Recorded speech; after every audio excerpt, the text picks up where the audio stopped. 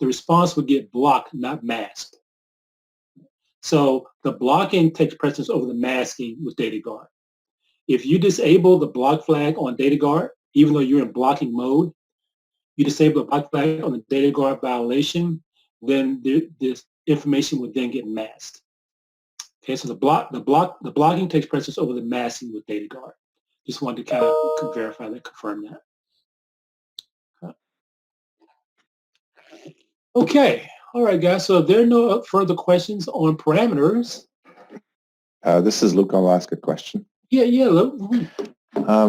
So when I did the second lab, so it kind of occurs to me that the process, I guess, for blocking this violation was to go in, create the parameter, tell it what kind of parameter it is, then go back to the security policy and enable the type of detection that's required to block.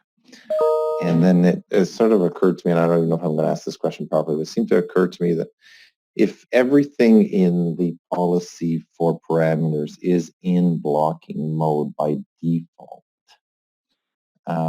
it sounds like most of those don't get affected until you actually define parameters against those checkboxes, right? You're right. Yeah, you're totally right. Yes, sir. Yep. Mm-hmm. So there's nothing wrong to have going into the parameter list and putting check marks with blocking on every single one of them, is there? No. But you remember when you take that parameter out of staging, right, then you're going to enforce those violations, those attributes. That's right. Right. That's yeah, right. Yeah, you're right. So now more specifically, I suspect we're not going to go through every single one of those in this course. So is it is there an administrator guide that would explain each and every one of these and what they're for? Yeah. That actually, Luke, in your student guide, there is an explanation of each violation. Now, there's also an operations guide that has a lot of that information too. Okay, but if you look at your student guide from pages 6-3 all the way to 6-13 are all the violations and the description of each violation. Okay. Page 6? Page 6-3. 6-3, okay. Yeah, 6-3 through 6-13 is a list of all the violations and the description of each violation.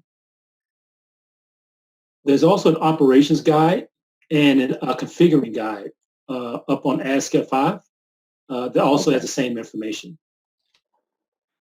All right, thank you. Yeah, you're welcome. Yeah, we actually, whenever we first started teaching this course, we went through each individual violation, but it just took so much time, so we say, let's just put it in the book for reference for the students. But look, if there's one that you really want to, if you want to discuss, we can do a deeper dive into it if need be. But we do have it documented here in the student guide. I'll go through that. Thanks. Yeah. Okay. But if you have questions, Luke, just feel free to ask. No worries there.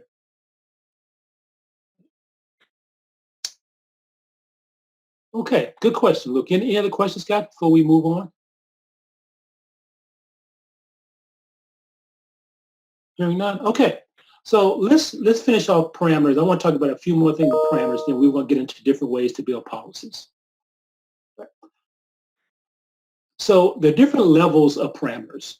Whenever Advanced WAF learns a parameter, by default, it will make it a global parameter by default. So global parameters, that pretty much says, I may have a parameter that may appear multiple times on a web application. Let's give it the same protection throughout the application. And that's a global parameter. Okay. If you want to go a little bit tighter, you can do a URL parameter. URL parameters are enforced, those parameters are enforced based on URLs. If you want to go even tighter, there's a flow parameter. So let's kind of go through each one of these in more detail. So as I mentioned before, a global parameter has the same protection associated with it no matter where it is within the web application. So in this example, Nick may appear on the home page, the Your Control Panel page, the Contact Us page. So we're going to give Nick the same protection throughout the entire web application. That's what we deem as a global parameter. Now, if you want to tie it down a little bit tighter, I can say only for search.php requests will I now secure the parameter Q. So now Q is tied to now a URL. So I'm only going to now secure Q whenever a request comes in for search.php.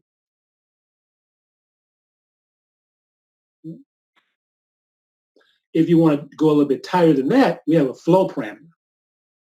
So a flow parameter says, coming from an entry point, HTTP protocol, in this example, a post method, and the target object, then protect that parameter. And that parameter may be, I don't know, product, or I don't know, buy. I'm not quite sure we don't give you the parameter name here, but we're going to protect the parameter now after we've enforced the flow.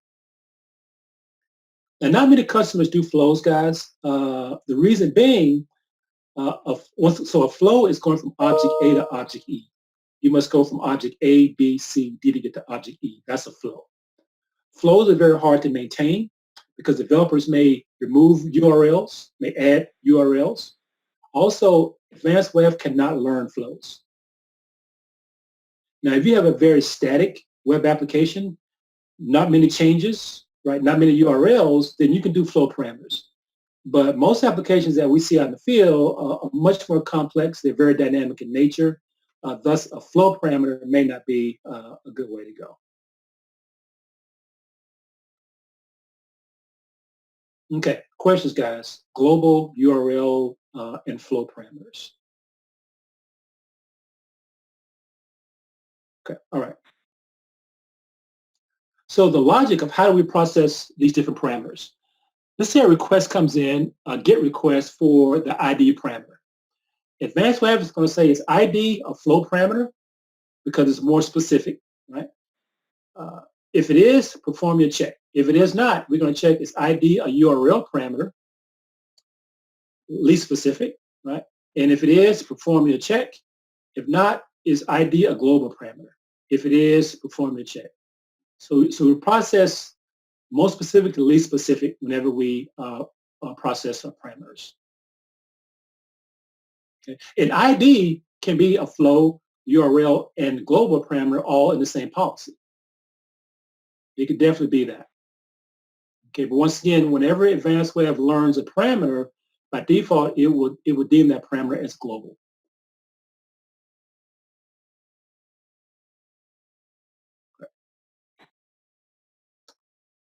Okay, some other things that you want to consider. Now, whenever you want to protect parameters, it's really doing input validation. That's really, we're just making sure that the input doesn't have any kind of malicious patterns, no malicious syntax, right? And we're adhering to the web application policy, the web application guidelines. In test environments, you may want to say, you know what, let's not do any kind of input validation because I'm assuming that my test environment requests are all going to be safe. So if you ever want to disregard input validation, you would make the parameter value ignore value. Ignore value says ignore any kind of input validation. Now, in production, you would never do this, right? You never, because you always want to do input validation on parameters. But in test environments, you may want to say, hey, let's do ignore value. Okay, no security check because we are assuming that the request coming from in my test environment is all safe traffic. It's based on safe traffic. So something to be aware of there. But by default, whenever you deploy things like rapid deployment, fundamental scanning tools, by default, we will always associate the user input value type to wildcard to the wildcard values, to the wildcard parameter rather.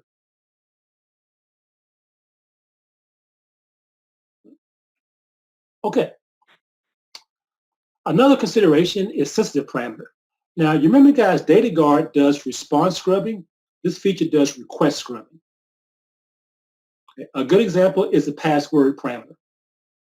Right, you always want to hide the password parameter values in the log and in the user interface.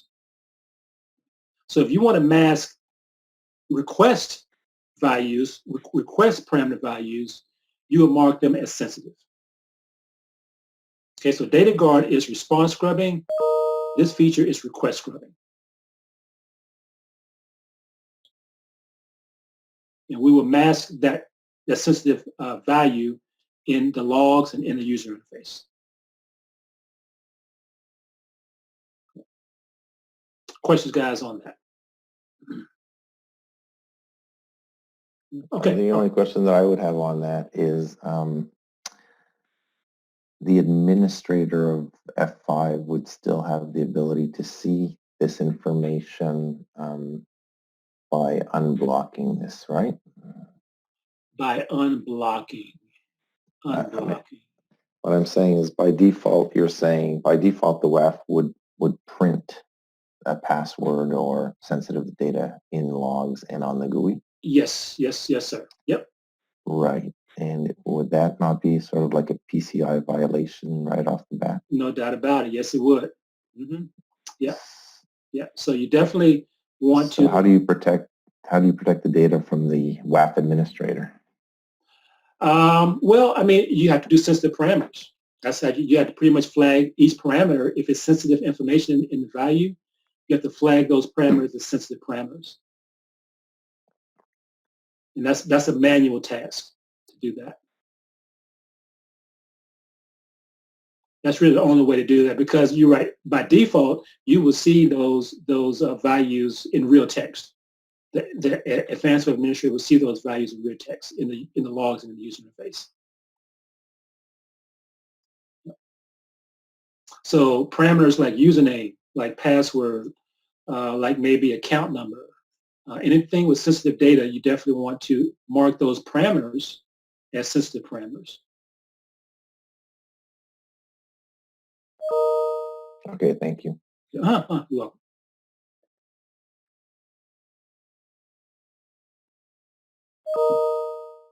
Okay.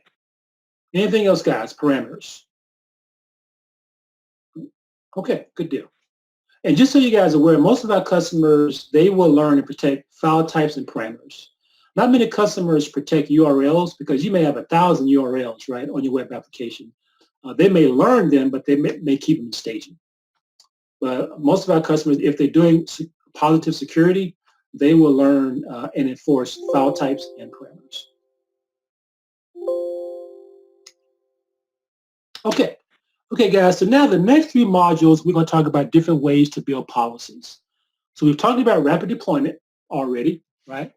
And now we're going to get into automatic policy builder. Now, the automatic policy builder is just that. It automatically will accept and enforce entities and attack signatures without any kind of human intervention. Okay. You remember that? You remember the readiness period, the 7-day readiness period? With automatic policy builder, on the 8th day, advanced web will automatically take what we've learned out of staging, automatically. Okay, whereas the manual policy builder, you must go to the enforcement readiness summary page and click enforce. Where automatic policy builder will automatically learn the entities and will take them out of staging automatically after the readiness period.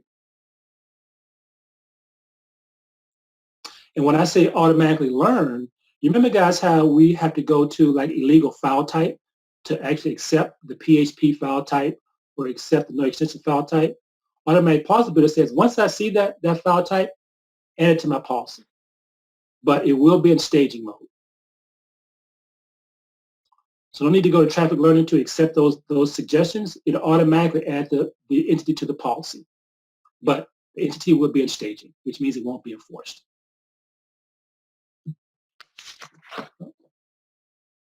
Okay. So let's talk about automatic policy builder in a little bit more detail. So the process, guys, is first we want to monitor requests. We want to set a good baseline. It's really what we want to do. We want to monitor requests from what's good and what's bad. Now, this right here may take a week or two to just get a good baseline. Next, we want to go in and look at any kind of anomalies that have occurred within that week period, that period of time that we set in the baseline. If we see any kind of anomalies, we want to go in and address those anomalies, whether it be blocking the anomalies, doing rate limits. It just depends on how you want to address the anomalies. But you definitely want to go in and address the anomalies. And then automatically, Advanced Web will adjust your policy based on the anomalies, if you accept them or not, also based on application changes. Okay, so if Advanced Web sees like a new file type on the backend web application, right, then Advanced Web, and someone sends a request for that file type, Advanced Web can automatically adjust the policy and allow that entity into the policy automatically. So let's kind of talk about how these 3 steps work here. And we can always go back to manual policy building at any point in time. I can always go back to rapid deployment, scanning tools, layer policies at any point in time within my automatic policy building process. Okay. Now, automatic learning. Whenever you choose fundamental as your policy method type, whenever you choose comprehensive, those 2 are by default automatic policy building type methods. Other templates like OWA, SharePoint, rapid deployment, those are all manual-based policy methods. So the 2 automatic policy building methods are fundamental and comprehensive. Okay, so we have terms called loosening and tightening. Whenever we loosen a policy, we deem we're going to allow entities, right? We're going to disable attack signature enforcement, and we're also going to disable attribute enforcement. So loosening says, I'm going to learn. I want to learn, but I don't want to take any kind of action. That's what loosening is. So loosening, you may have a loosening policy for like a week. So just learn, allow what we've learned, right? But do not take any kind of action on what we've learned other than accepting to the policy. Do not block, do not do anything at all. Let's just loosen and inspect traffic. Now, how we determine when we want to loosen the policy is based on threshold values. Now, this right here, guys, is really, really, this is when you have to know your web application and know your traffic patterns for that web application. I always recommend to students, if you do automatic policy builder, I would go in and I would spend the extra funds to have consulting come out and set this up for you. Because what they would do, they will come out and get your policy in this mode and come back maybe a week, 2 weeks later, and then set these different threshold values. Because if you set these incorrectly, it can cause a lot of false positives. So what we're saying here, we're going to loosen the policy, right? If Advanced Web detects, in this example, 20 different sources over a period of at least 1 hour, but not exceeding 7 days. If I meet these threshold values, then loosen my policy. And loosening really is allowing us to add wildcards. So add my wildcard to my parameters, my file types, my URLs, my cookies. So I'm going to loosen, I'm going to allow entities now for both trusted and untrusted traffic.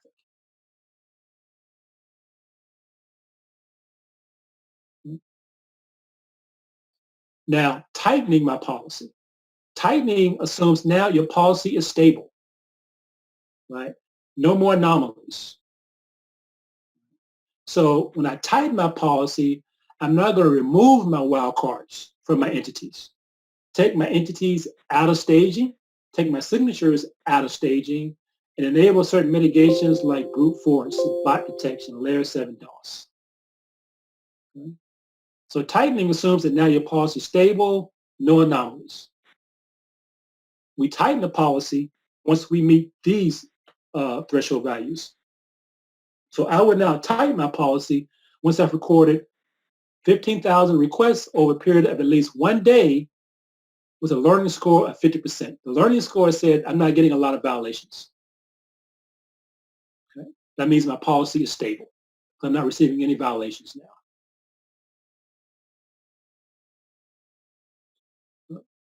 Questions, guys? Loosening versus tightening.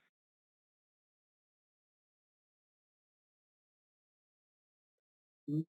Okay, okay. No questions? So this is kind of look. This is a scenario here where we have 30 days, right? We're going to now build our policy within 30 days.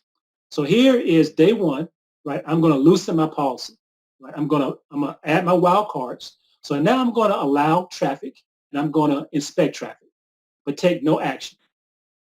So from day one to day 14, my policy is in a loosening state. From day 14 to day 30, right? Now I may enforce some signatures because I may see some attack signature violations triggered, right? I may accept some entities that I've learned, right? Okay, and I may also do more mitigation methods. Like maybe I may want to now enable bot detection. Or I may want to enable brute force protection. Now on day 30, right, and on, now I'm assuming my policy is stable, right? So no more violations, right? No more anomalies. Now I'm going to remove my wildcard from my entities list, from my parameters, URLs, file types, cookies, and let's see, cookies and headers. And now I'm going to take things out of staging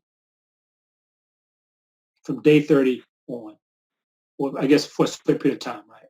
Because whenever I see another, let's say for instance now, let's say day 35 now, the developer brings on a new file type. Once the request is sent through ASM and we see that new file type, right, then we may loosen the policy again. We may allow that file type.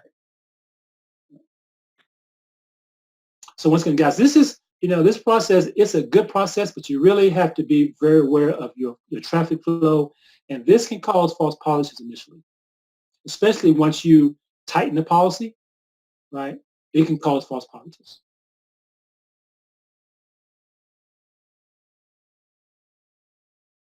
Okay. Now, let's say, for instance, now that my web developer has made a change on the web application. So advanced WAF would now loosen my policy, right? Add my wildcards. Once it detects violations from a certain number of sources, spread over a period of at least, in this example, 20 minutes, but not exceeding 7 days. So if I meet that threshold value, right? If I detect these number of violations, certain violations from different sources, that means that probably we've added something new, right? Because we're getting violations now. So now I'm going to loosen my policy. Then we can go in and add that new entity to my policy.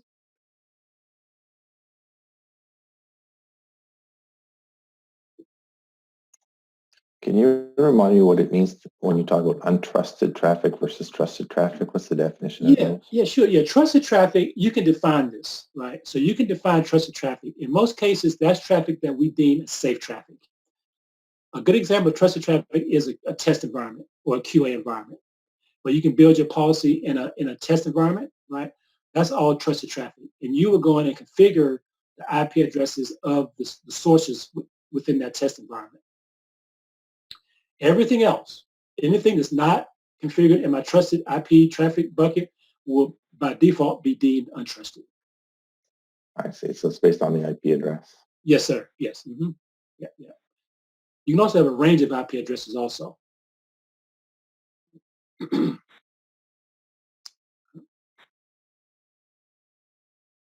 Okay. Questions, guys? Automatic policy builder.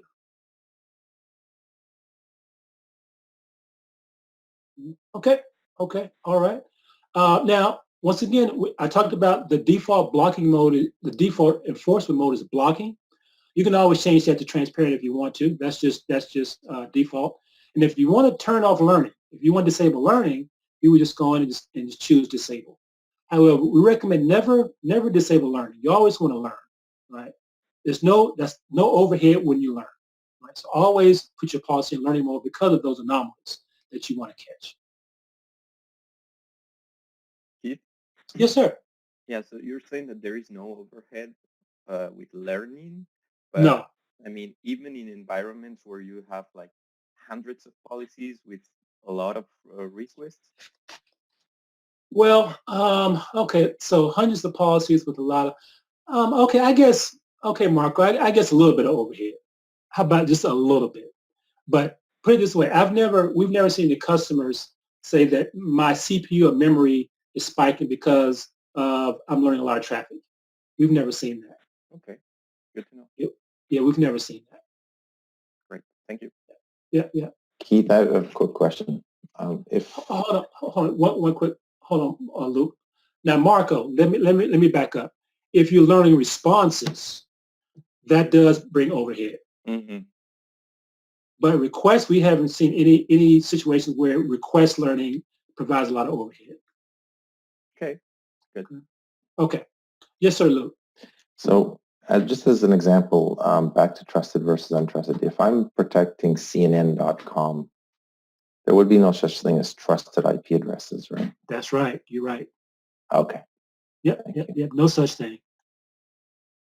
Most of the time, trusted is really only used in a safe, controlled environment, right? That's when you do trusted IP addresses.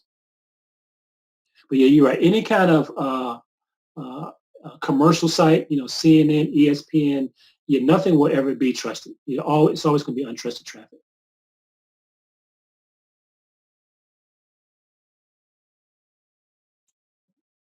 Good questions, guys. Good questions.